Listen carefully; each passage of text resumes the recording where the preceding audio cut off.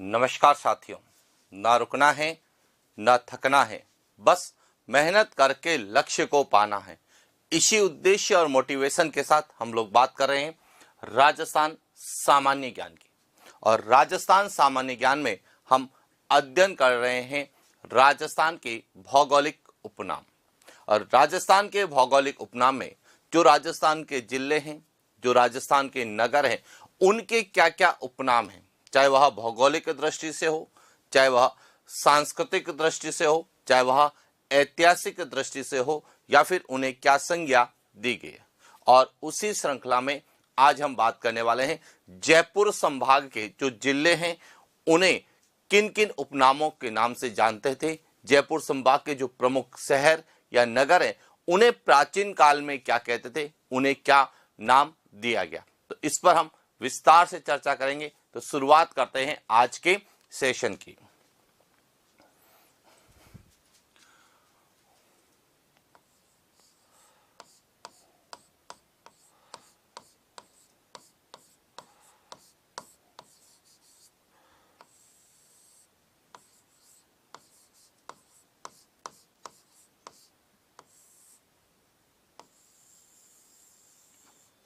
तो देखिए, यह जो है यह पूरा है जयपुर संभाग।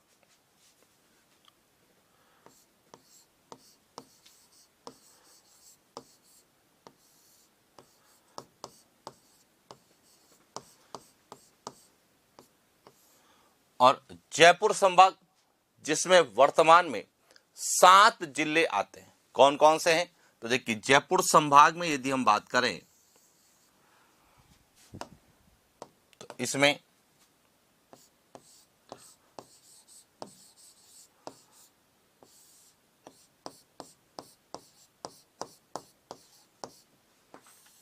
जयपुर ग्रामीण,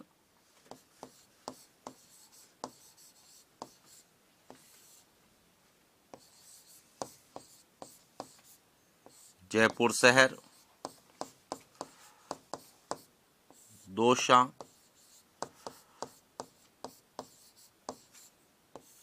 अलवर, दूदू,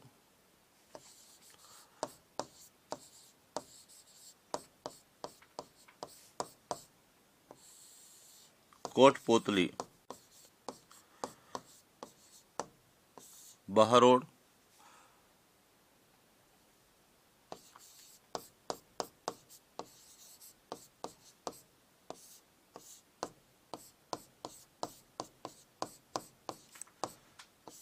खैरथल, तो यह जो है वर्तमान में 7 डिस्ट्रिक्ट किसके अंतर्गत आते हैं?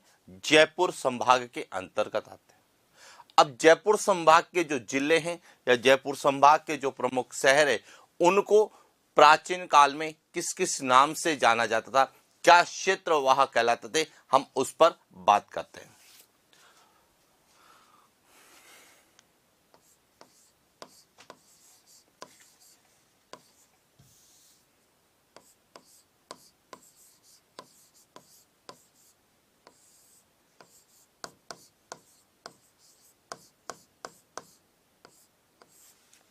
जयपुर संभाग के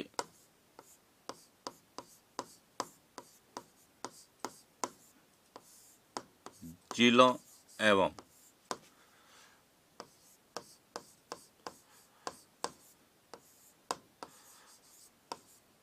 नगरों के उपनाम। कि जयपुर संभाग के जिले और नगरों को किन किन नामों से जाना जाता था। तो सबसे पहले हम बात करते हैं जयपुर की, जिसमें जयपुर शहर भी आएगा, जयपुर ग्रामीण भी आएगा। तो इसमें सबसे पहले जो आता है वह आता है प्राचीन नाम में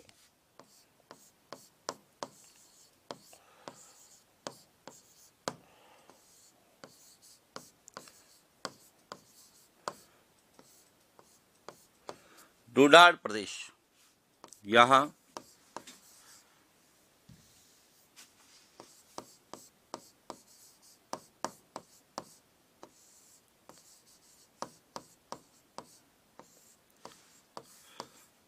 प्राचीन काल में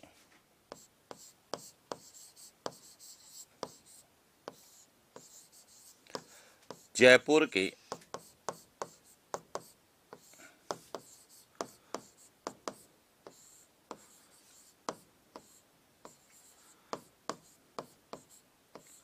कि प्राचीन काल में जयपुर और इसके जो आसपास का जो क्षेत्र है वह क्या कहलाता था, वह ढूंढाड़ प्रदेश के नाम से जाना जाता। एक तो ढूंढाड़ प्रदेश जो है विशेष रूप से पूछा जाता है और कई बार हमें यह पूछा जाता है कि राजस्थान में ढूंढाड़ी बोली कहां बोली जाती है, तो जयपुर और इसके आसपास का जो क्षेत्र जो पहले ढूंढाड़ प्रदेश कहलाता था यहीं पर ही ढूंढाड़ी बोली बोली जाती। तो ढूंढाड़ प्रदेश से जो है राजस्थान के भाषा और साहित्य के अंतर्गत आपसे प्रश्न पूछा जाएगा कि ढूंढाड़ी बोली राजस्थान में कहां बोली जाती है। तो जब हम एलपी टेस्टोरी का वर्गीकरण का अध्ययन करते हैं तो यह पूर्वी राजस्थान की जो है मुख्य बोली के रूप में जानी जाती है ढूंढाड़ी बोली, और जो भी अन्य है जैसे हाड़ौती है, अहिरवाटी है, नागरचोल है, चौरासी है, काठेड़ी है, राजावाटी, ये सब ढूंढाड़ी की उपबोलियों के रूप में जानी जाती है। तो इसीलिए ध्यान रखना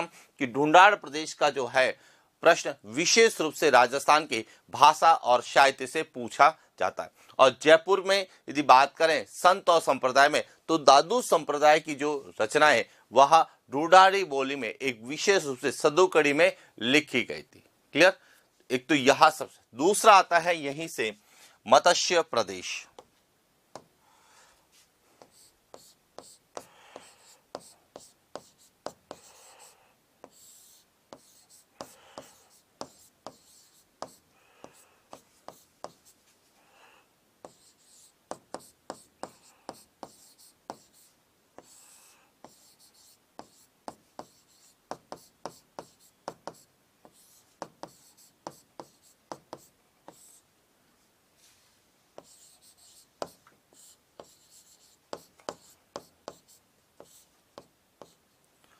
मत्स्य प्रदेश, और मत्स्य प्रदेश भी बहुत बार एग्जाम में पूछा जाता है क्योंकि जनपद काल में जब हम बात करते हैं तो मत्स्य प्रदेश एक जो है महाजनपद के रूप में जाना जाता था और यह अलवर और इसके आसपास का क्षेत्र मत्स्य प्रदेश के नाम से जाता था। और इसीलिए जब हम राजस्थान के एकीकरण का अध्ययन करते हैं तो राजस्थान के एकीकरण में जो सबसे पहला चरण है उसे मत्स्य संघ नाम दिया गया था।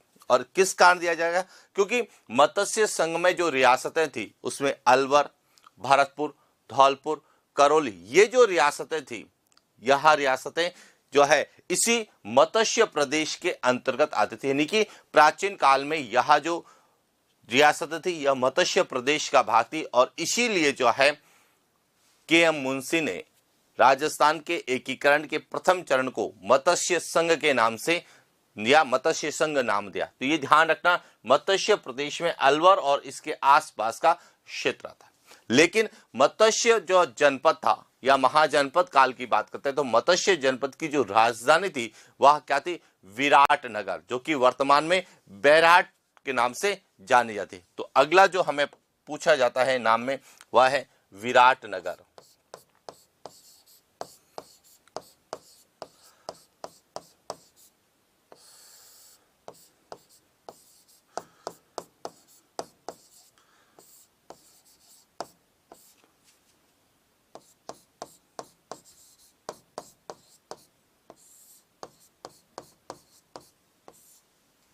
विराटनगर यह किसका, बैराट का प्राचीन नाम। बैराट जो कि पहले जयपुर के अंतर्गत आता था, जब नए जिलों के अनुसार बात करते हैं तो बैराट जो है कोटपुतली बहरोड जिले में शामिल है। और बैराट जहां से बैराट सभ्यता की खोज की गई, लोहा युगीन सभ्यता की खोज की गई और इसी बैराट को प्राचीन काल में क्या कहते थे, विराट नगर कहते थे। और यह जो है इसी मत्स्य जो जनपद था इसकी क्या थी, राजधानी थी। मत्स्य प्रदेश की यह क्या थी, राजधानी थी। तो यह ध्यान रखना, मत्स्य प्रदेश भी पूछा जाता है विराटनगर। और विराटनगर को लेके जब प्रश्न आते हैं तो सामान्यतः प्रश्न हमें बैराट सभ्यता से पूछे जाते हैं। और क्यों पूछे जाते हैं, क्योंकि बैराट एक लोहा युगीन सभ्यता थी और यहां से महाभारत कालीन सभ्यता के भी अवशेष मिले हैं। बौद्ध धर्म के भी अवशेष मिले हैं, बौद्ध का गोल मंदिर के अवशेष मिले हैं, और अशोक का जो भाब्रूस शिलालेख है उसके अवशेष भी कहां मिले हैं, यहीं से मिले हैं। और साथ में यहां से शंख लिपि के अवशेष मिले हैं। और इसीलिए राजस्थान की सभ्यताओं के अंतर्गत हमें बैराट सभ्यता को विशेष रूप से पूछा जाता है, और जिसका विकास बाणगंगा नदी के किनारे हुआ था। तो इस तरह से हमें एक तो विराटनगर विशेष रूप से पूछा था, और मत्स्य प्रदेश की राजधानी के रूप में भी पूछा जा सकता है, और बैराट सभ्यता के रूप में भी पूछा जाता है। तो हमें क्लियर होना चाहिए कि विराटनगर किसका प्राचीन नाम था, मत्स्य प्रदेश किसे कहा जाता था। जबकि डोडार प्रदेश की बात करते हैं तो इसका प्रश्न विशेष रूप से या तो कछुआ वंश की राजधानी के रूप में पूछा जाता है, या फिर राजस्थान की भाषा और साहित्य से प्रश्न पूछे जाते हैं। इसके बाद एक और नाम आता है जिसको कहते हैं साल्व प्रदेश।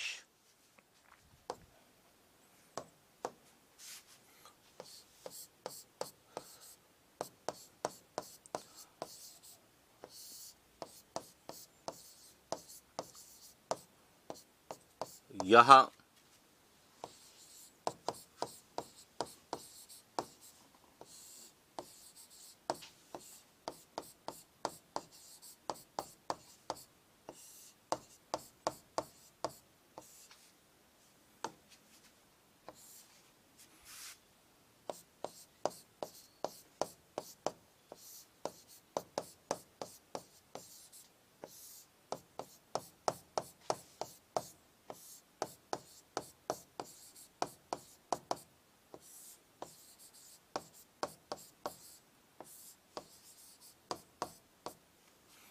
अलवर को साल्व प्रदेश के रूप में भी जानते हैं।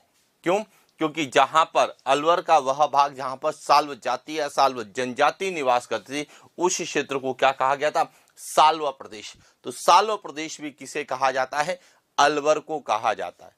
तो इस तरह से यह सभी जो नाम है वह अजमेर जयपुर जो संभाग है उनमें जो जिले और शहर है उनके प्राचीन उपनाम के रूप में जानते हैं। क्लियर? चल आगे। इसके बाद और क्या क्या नाम है उस पर हम लोग चर्चा करते हैं और उसका क्या कारण है।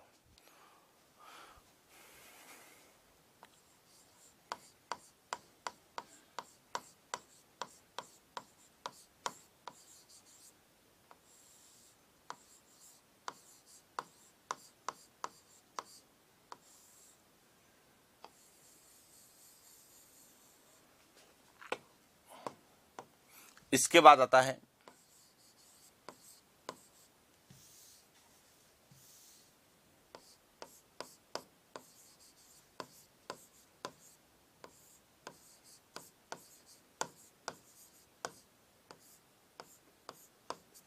कुरु प्रदेश।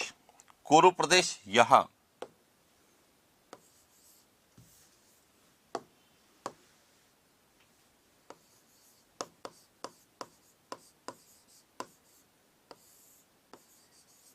अलवर की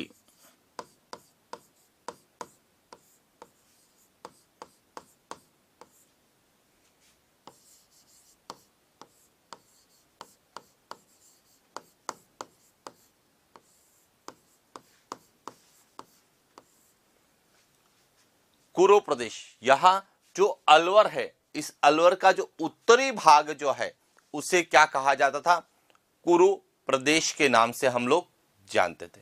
तो कुरु प्रदेश भी अलवर से संबंधित है, साल्व प्रदेश भी अलवर से संबंधित है, और मत्स्य प्रदेश भी अलवर से संबंधित है। लेकिन मत्स्य प्रदेश में अलवर और विराटनगर वाला जो क्षेत्र आता था, लेकिन अलवर का जो उत्तरी भाग है उसे प्राचीन काल में क्या कहते थे, कुरु प्रदेश के नाम से जानते थे। इसके बाद आता है अगला मेवात प्रदेश।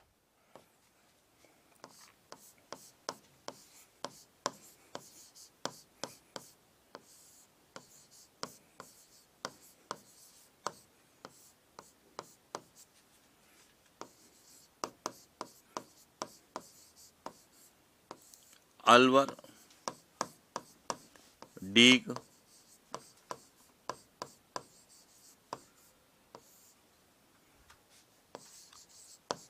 भरतपुर का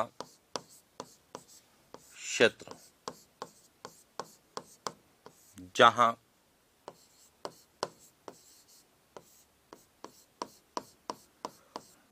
जाति।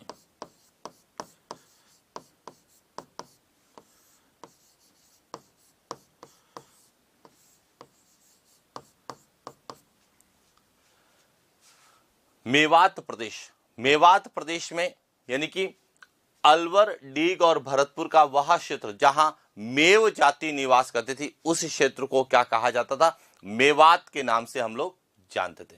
तो पहले मेवात प्रदेश में केवल 2 डिस्ट्रिक्ट आते थे, अलवर और भरतपुर, लेकिन 50 नए जिलों के अनुसार यदि हम बात करें तो वर्तमान में जो है इसमें 3 डिस्ट्रिक्ट आते हैं। और कौन कौन से हैं? अलवर, भरतपुर, और भरतपुर से अलग हुआ डीग इसके अंतर्गत आता है। तो इस तरह से हमें मेवात प्रदेश है, कुरु प्रदेश है, इनको पूछा जाता है। इसके बाद जो आता है वह आता है राठ प्रदेश या राठ क्षेत्र।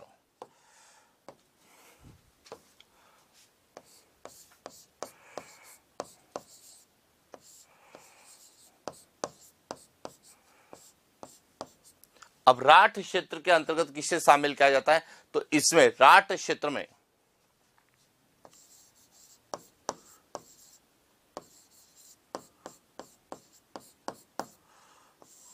कोटपुतली,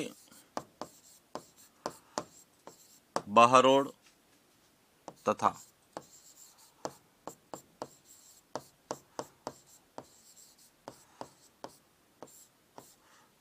खैरथल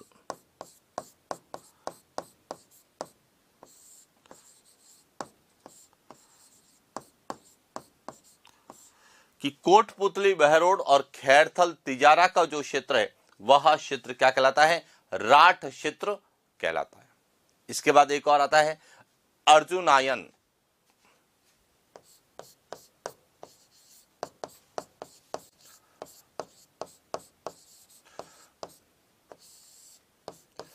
इसमें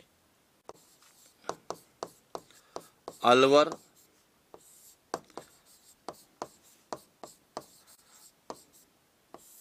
भरतपुर और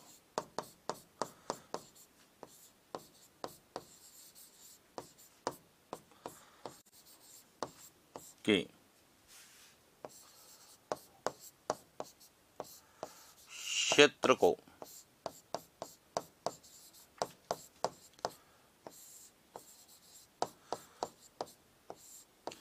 प्राचीन काल में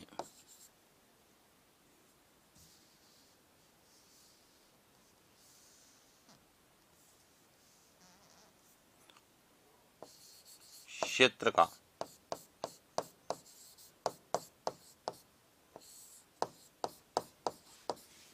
प्राचीन नाम क्या था? अर्जुनायन था। तो इस तरह से हमें जो यह सभी प्राचीन नाम के रूप में पूछे जाते हैं। लेकिन इसके बाद यदि बात करें तो जयपुर को अलग अलग नामों से जाना जाता है। तो अब जयपुर को किस किस नाम से जानते हैं? तो देखिए,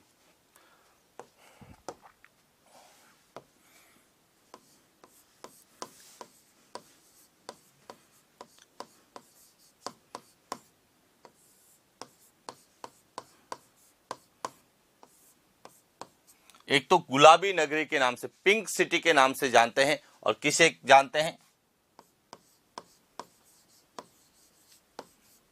जयपुर को। और इसे पिंक सिटी क्यों कहते हैं? क्योंकि कछवा वंश के शासक सवाई राम सिंह द्वितीय ने जो है जयपुर का रंग कैसा करवाया था? पिंक करवाया था। इसीलिए इसे हम गुलाबी नगरी या पिंक सिटी के नाम से जानते थे। दूसरा, इसे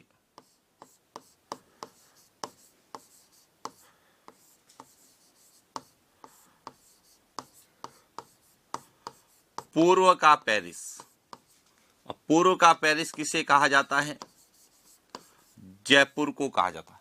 देखिए, पूर्व का वेनिस उदयपुर को कहा जाता है, लेकिन पूर्व का पेरिस किसे कहा जाता है? जयपुर को कहा जाता है। दूसरा, इसे क्या कहा जाता है?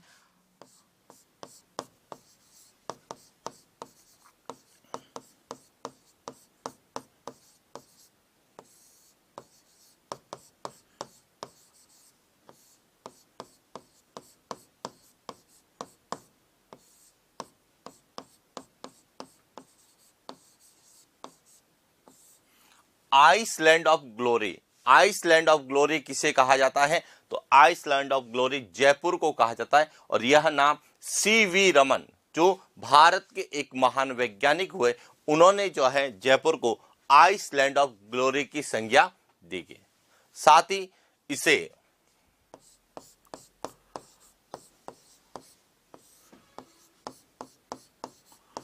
रत्न नगरी भी कहा जाता है। इसे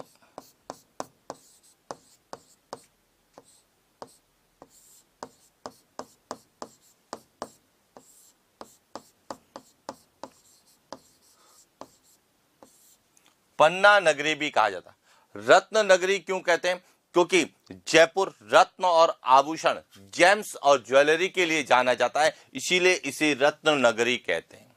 और जब हम राजस्थान के उद्योगों का अध्ययन करते हैं और राजस्थान के उद्योगों में जब हम रीको का अध्ययन करते हैं, तो रीको के द्वारा यहाँ पर जेम्स एंड ज्वेलरी के 2 सेज की स्थापना सीतापुरा जयपुर में की गई है। तो इसीलिए इसे एक तो रत्न नगरी कहते हैं। दूसरा, इसे पन्ना नगरी क्यों कहते हैं? क्योंकि एशिया की सबसे बड़ी जो पन्ना मंडी है वह कहां पर है? वह जयपुर में है। तो इस तरह से हमें जो है जयपुर के जो अन्य नाम है जो हमें एग्जाम में विशेष रूप से पूछे जाते हैं। इसके अलावा कुछ नाम और जो हमें पूछे जाने की यहां से संभावना है और उसके अंतर्गत आता है वह है दूधावती। दूधावती जो है यह किसका? दूदू का प्राचीन नाम है, यह ध्यान रखना। दूधावती किसे कहते हैं? दूदू का प्राचीन नाम है। एक और नाम आता है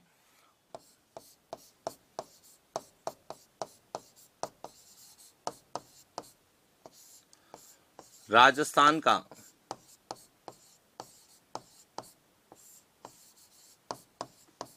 नंदन कानन, यहां कहा जाता है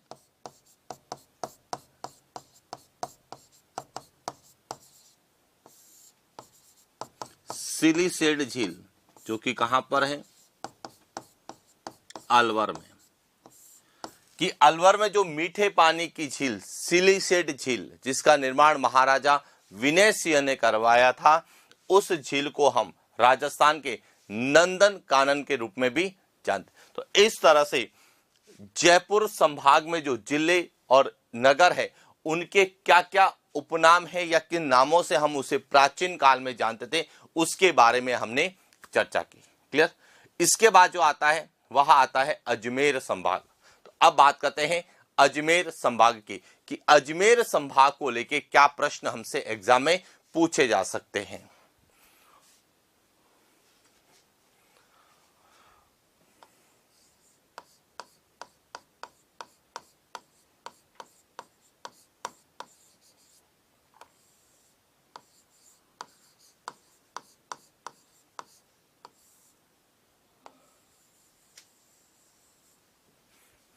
अब देखिए, अजमेर संभाग जो कि राजस्थान का एक तरह से मध्यवर्ती संभाग है, एकदम मध्य में है और जो किसी प्रकार की सीमा नहीं बनाता है, अंतर्वर्ती या मध्यवर्ती संभाग है। कौन सा?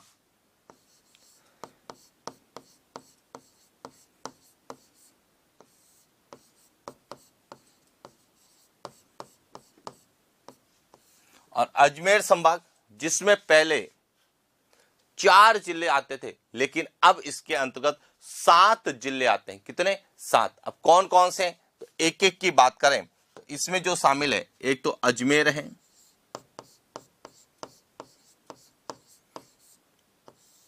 अजमेर से अलग हुआ ब्यावर है,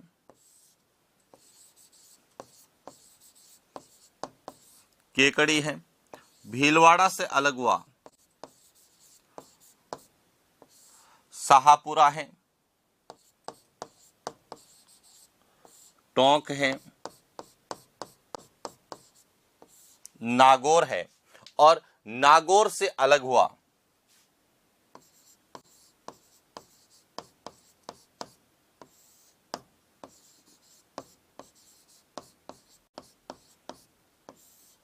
डीडवाना कुचामन।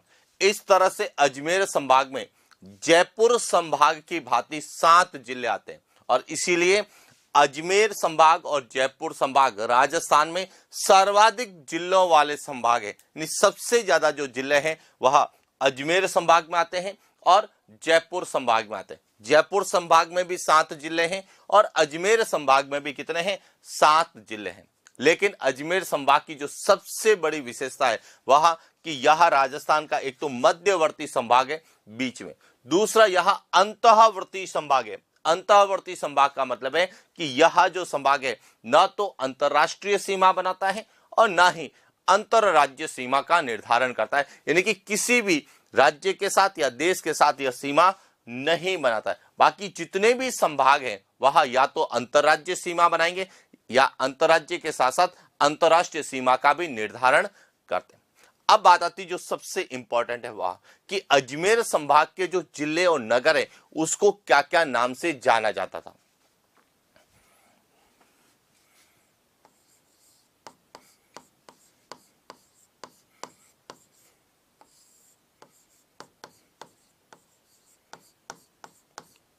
अजमेर संभाग के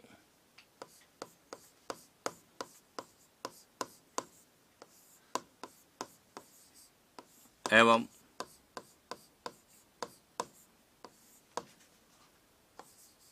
नगरों के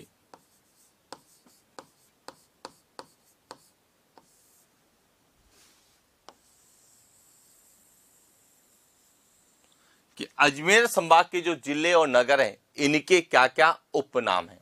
तो देखिए सबसे पहले तो आता है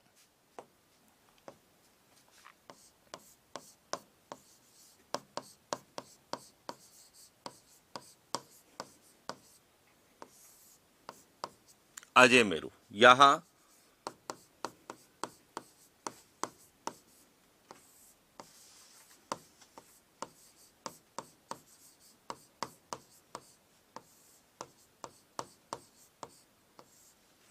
अजमेरू, यहां अजमेर का क्या है? प्राचीन नाम है अजमेर का अजमेरू। पहला पॉइंट क्लियर। दूसरा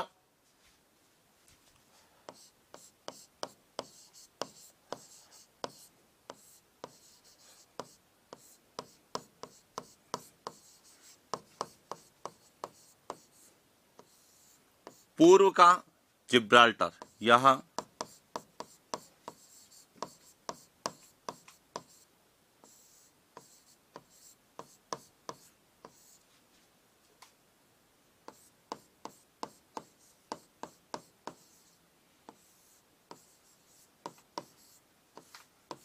तारागढ़ दुर्ग। अजमेरू दुर्ग को पूर्व का क्या कहते हैं? जिब्राल्टर भी कहते हैं। साथ ही इसे गढ़ बीठली भी कहा जाता है।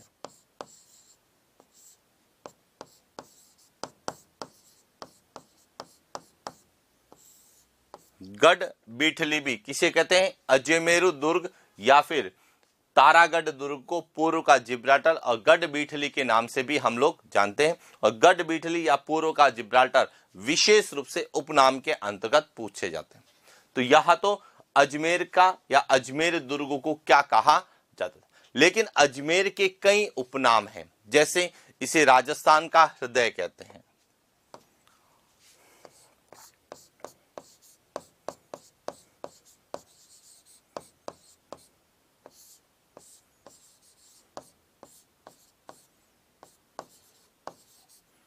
राजस्थान का हृदय यह किसे कहा जाता है? अजमेर को कहा जाता है। अब क्यों कहते हैं? क्योंकि यह एक तरह से पूरे राजस्थान के मध्य में स्थित है और एक हार्ट के रूप में यह जाना जाता है कि यदि आपको राजस्थान के किसी भी कोने में जाना है तो आपको अजमेर से जो है जाने की सुविधा है। अजमेर से आप राजस्थान के किसी भी क्षेत्र में जा सकते हैं। तो जिस तरह से हार्ट के माध्यम से पूरा ब्लड सर्कुलेट होता है कहाँ?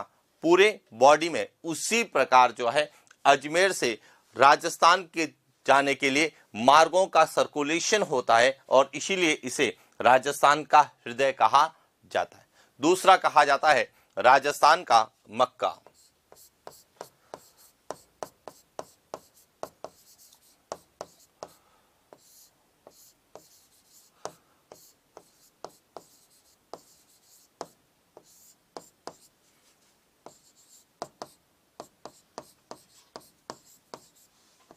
और राजस्थान का मक्का किसे कहते हैं? अजमेर को। क्यों कहते हैं? आप लोग जानते हैं कि मोइनुद्दीन चिश्ती की जो दरगाह वह कहां पर है? अजमेर के, जो कि चिश्ती संप्रदाय का प्रमुख पीठ माना जाता है, प्रमुख स्थान माना जाता है। और यह न केवल भारत में बल्कि देश विदेश के जो है चिश्ती संप्रदाय के लोग या मुस्लिम धर्म के लोग यहाँ आते हैं, और न कि मुस्लिम धर्म के, यहाँ पर जो है मुस्लिम धर्म के साथ साथ हिंदू और अन्य धर्मों के लोग भी जो है यहाँ पर आते हैं और अपनी मन्नत मांगते हैं। तो इस कारण जो है इसे राजस्थान का मक्का, जिस तरह से मक्का मदीना जो है मुस्लिम धर्म का प्रमुख पीठ या प्रमुख स्थान माना जाता है, उसी प्रकार जो है राजस्थान में चिश्ती संप्रदाय या मुस्लिम धर्म का प्रमुख स्थान के रूप में अजमेर की जो मोइनुद्दीन चिश्ती की दरगाह जानी जाती है, और इसीलिए अजमेर को राजस्थान का मक्का कहा जाता है। साथ ही इसे राजस्थान का नाका भी कहते हैं।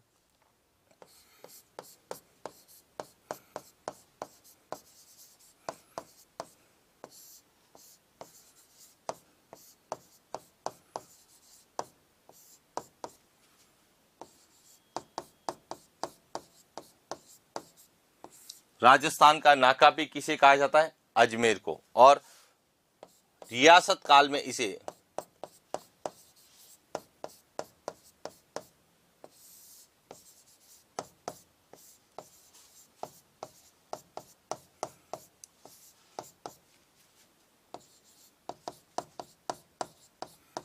रियासत काल में अजमेर को राजपुताने की कुंजी के नाम से हम लोग जानते थे। तो इस तरह से जो है अजमेर के किस किस नाम से जानते थे। इसके अलावा और क्या क्या अजमेर के उपनाम है, उन पर भी हम लोग चर्चा करें। लेकिन हमें पता होना चाहिए कि पूर्व का जिब्राल्टर किसे कहते हैं, गढ़ बिठली किसे कहा जाता है, राजस्थान का हृदय किसे कहते हैं, राजस्थान का मक्का किसे कहते हैं, राजस्थान का नाका किसे कहते हैं, राजपुताना की कुंजी की संज्ञा किसे दी गई। अब इसके अलावा और क्या अन्य नाम है, तो उन पर बात करते हैं।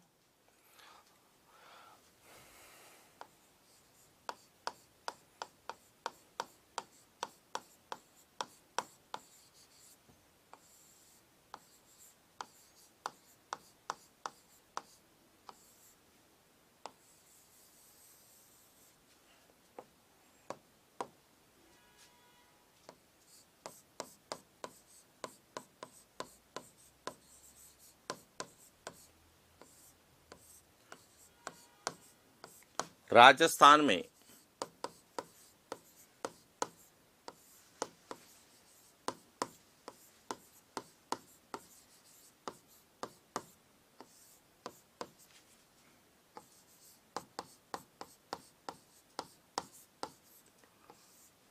राजस्थान में अंडों की टोकरी किसे कहा जाता है?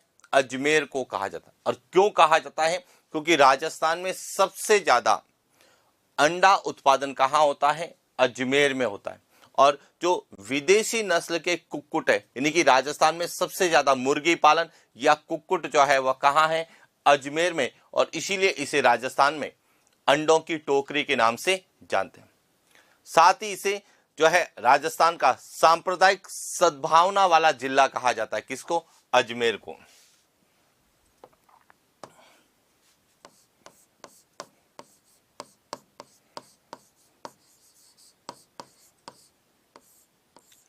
राजस्थान में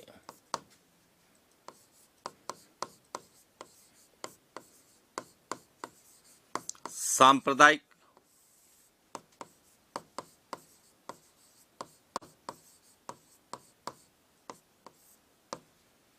सद्भावना का शहर, यह भी किसे कहा जाता है? अजमेर को कहा जाता है। क्यों कहते हैं? कि अजमेर में जो है विभिन्न धर्मों के लोग रहते हैं और सांप्रदायिक सद्भावना के साथ रहते हैं, और इसीलिए इसे जो है राजस्थान में सांप्रदायिक सद्भावना का शहर या सांप्रदायिक सद्भावना का जिला कहा जाता है। क्लियर?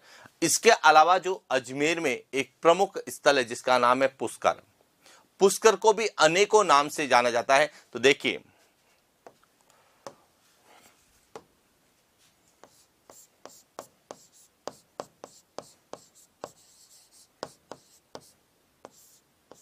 राजस्थान का तीर्थराज किसे कहा जाता है?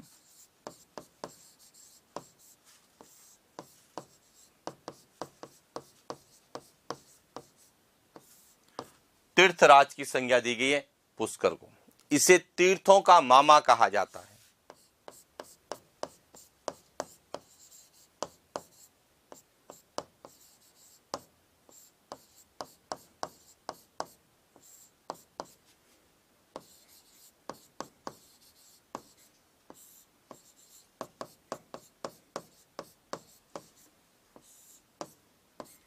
पुष्कर अजमेर को कहा जाता है। इसे पंचम तीर्थ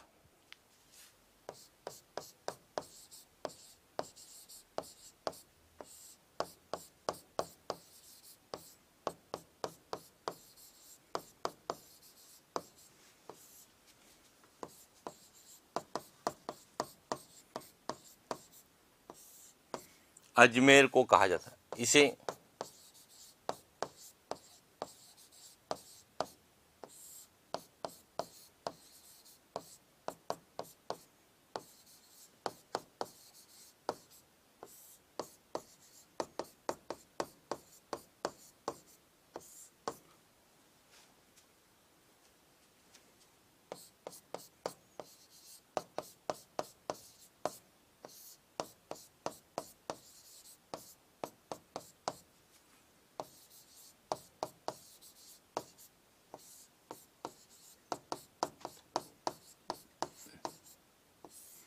तो देखिए, अजमेर के जो पुष्कर है इसे अनेकों नाम से जानते हैं। और क्यों जानते हैं?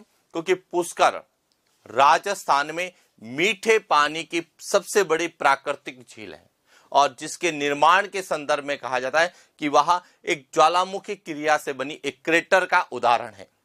लेकिन पुष्कर झील के आसपास विभिन्न जो है धार्मिक स्थल है, जैसे ब्रह्मा जी का मंदिर है, सरस्वती जी का मंदिर है और भी जो है कई प्रमुख धार्मिक स्थल और मंदिर है। और इसीलिए इसे जो है राजस्थान का तीर्थराज कहते हैं, राजस्थान में तीर्थों का मामा कहते हैं, पांचवा तीर्थ कहा जाता है, कोंकण तीर्थ कहा जाता है और आदि तीर्थ के रूप में। यानी कि राजस्थान में जिस तरह से गंगा नदी को पवित्र नदी के रूप में माना जाता है, उसी प्रकार राजस्थान में पुष्कर को भी एक पवित्र स्थल के रूप में पूजा जाता है। और जब हम राजस्थान और भारत के इतिहास का जब हम अध्ययन करते हैं तो हम पढ़ते हैं कि गांधी जी की जो अस्थियों का जो विसर्जन है वह इसी पुष्कर झील में किया गया था। और इसीलिए जो पुष्कर झील के किनारे जो 52 घाट है उसमें से एक घाट को गांधी घाट के रूप में भी जाना जाता है। और इसीलिए जब राजस्थान की झीलों का हम अध्ययन करते हैं, राजस्थान के प्रमुख धार्मिक पर्यटन स्थल का हम अध्ययन करते हैं, तो हमें पुष्कर झील को लेकर विशेष रूप से पूछा जाता है कि पुष्कर झील को किस किस नाम से जाना जाता है। क्लियर? साथ ही पुष्कर में जो है गुलाब की सबसे बड़ी मंडी है और इसीलिए पुष्कर को जो है गुलाबों की नगरी कहा जाता है।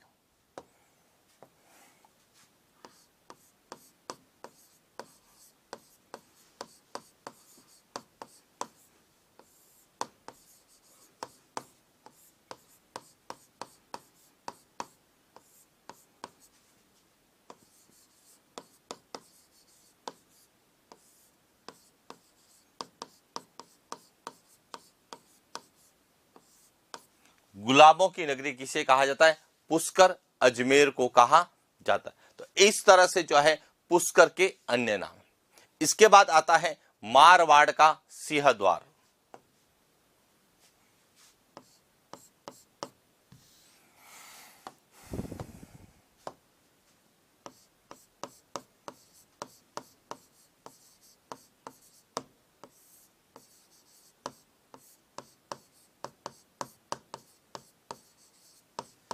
मारवाड़ का जो सिंहद्वार है यह कहा जाता है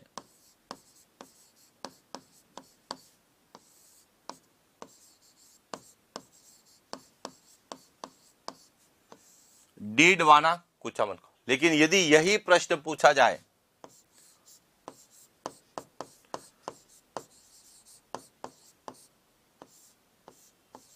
राजस्थान का सिंहद्वार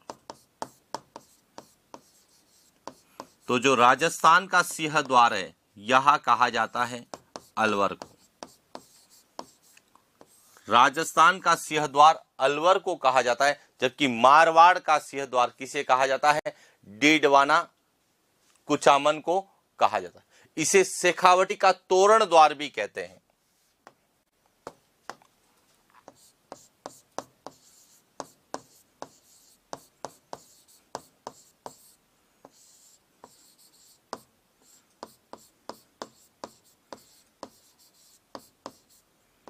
शेखावटी का तोरण द्वार यह किसे कहा जाता है?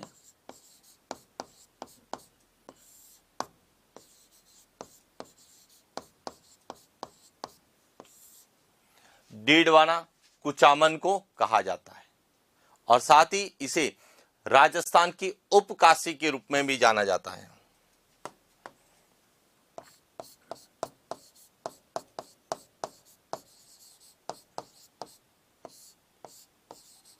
राजस्थान की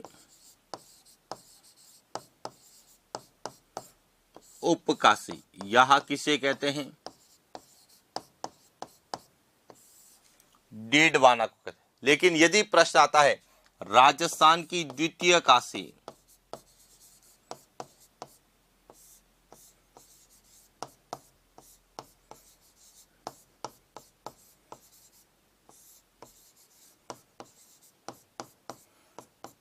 तो यह कहा जाता है जयपुर को।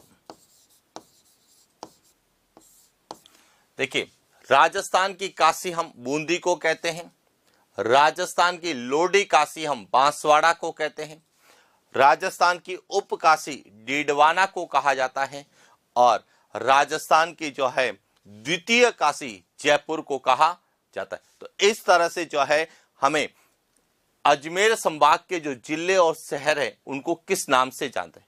इसके अलावा और जो भी अन्य नाम है उन पर भी बात करते हैं। तो देखिए, इसके अलावा और कौन से हैं।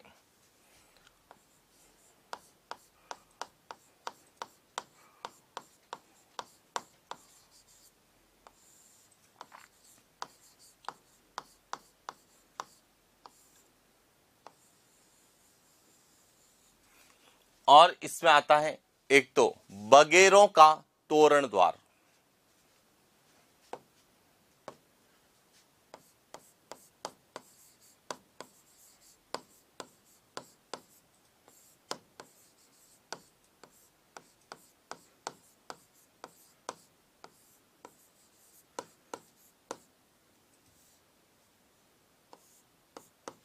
यहां कहा जाता है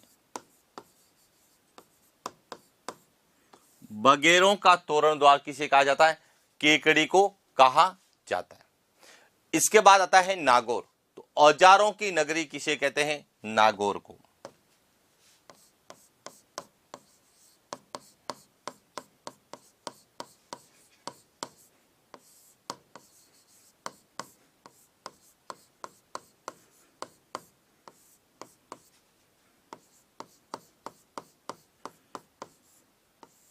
औजारों को नगरी किसे कहा जाता है? नागौर को। अब क्यों कहते हैं?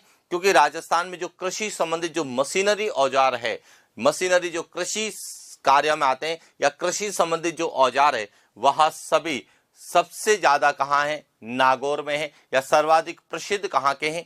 नागौर के। और इसीलिए हमें राजस्थान के उद्योगों में भी प्रश्न पूछाता है कि कृषि औजार कहाँ के प्रसिद्ध है? तो नागौर के, और वो भी मशीनरी उद्योग है, इसीलिए इसे औजारों की नगरी कहते हैं। और जो औजार है वह किससे बनाए गए हैं? धातुओं से बनाए गए हैं, और इसीलिए जो है नागौर को राजस्थान की धातु नगरी,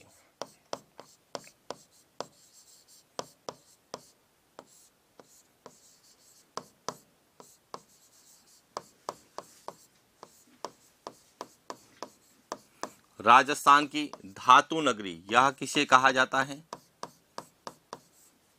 यह नागौर को कहा जाता है। क्लियर?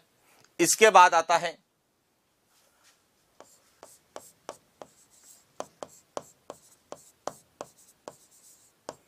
अहिशत्रपुर। अहिशत्रपुर यह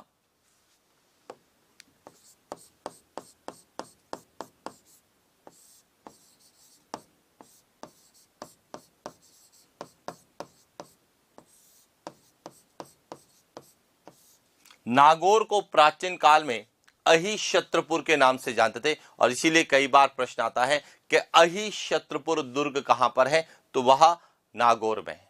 क्लियर। इसके बाद अगला आता है मेदिनीपुर, जिसे यानी मेड़ता को क्या कहा जाता था, मेदिनीपुर या मांधातपुर।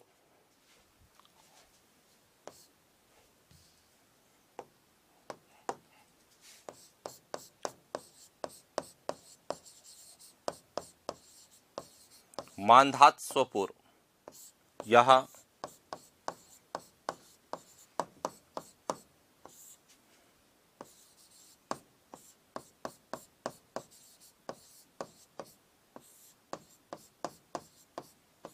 मेड़ता का प्राचीन नाम है और मेड़ता को मेरु तक भी कहा जाता है। सामान्यतः मेड़ता को लेके प्रश्न कम पूछे जाते हैं, नागौर को लेके प्रश्न पूछे जाने की संभावना सबसे ज्यादा। इसके बाद आता है कूपों की नगरी।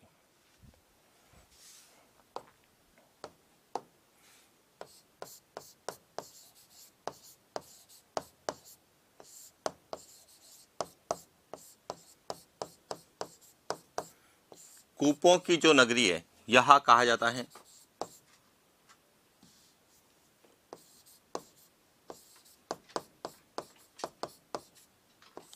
परबत्सर, जो कि किस जिले में आती है,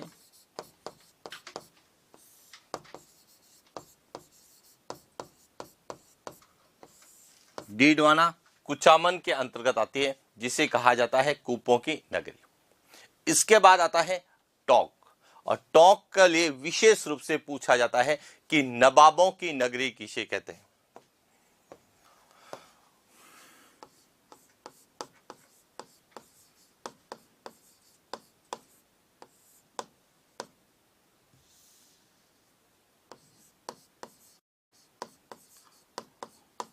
नवाबों की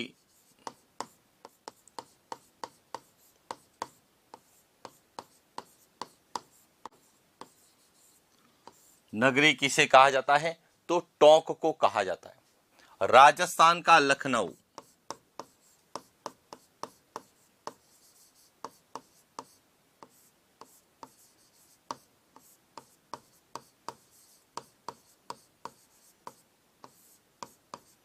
यह भी किसे कहा जाता है, तो टोंक को कहा जाता है। साथ ही सबसे नमदों का शहर,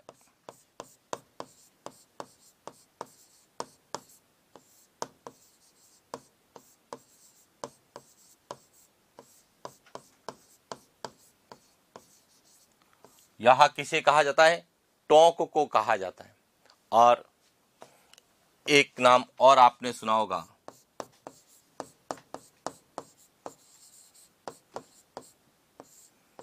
राजस्थान का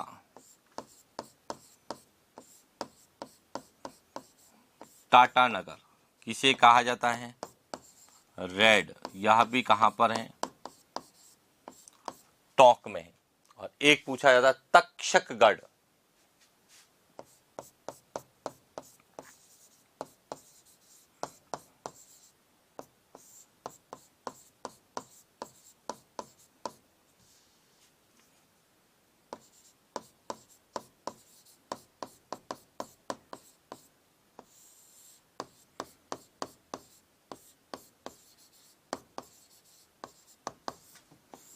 इस तरह से जो है राजस्थान के अजमेर संभाग के जो प्रमुख जिले और शहर जिन्हें अलग अलग उपनामों से जाना जाता था और जो हमें एग्जाम में विशेष रूप से पूछे जा सकते हैं, उसके बारे में हम लोग अध्ययन।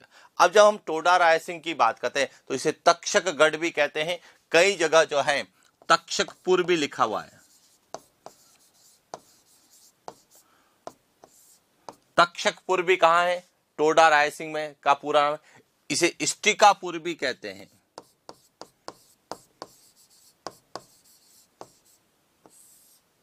इष्टिकापुर भी इसे कहा जाता है, टोडा पतन भी इसे कहा जाता है।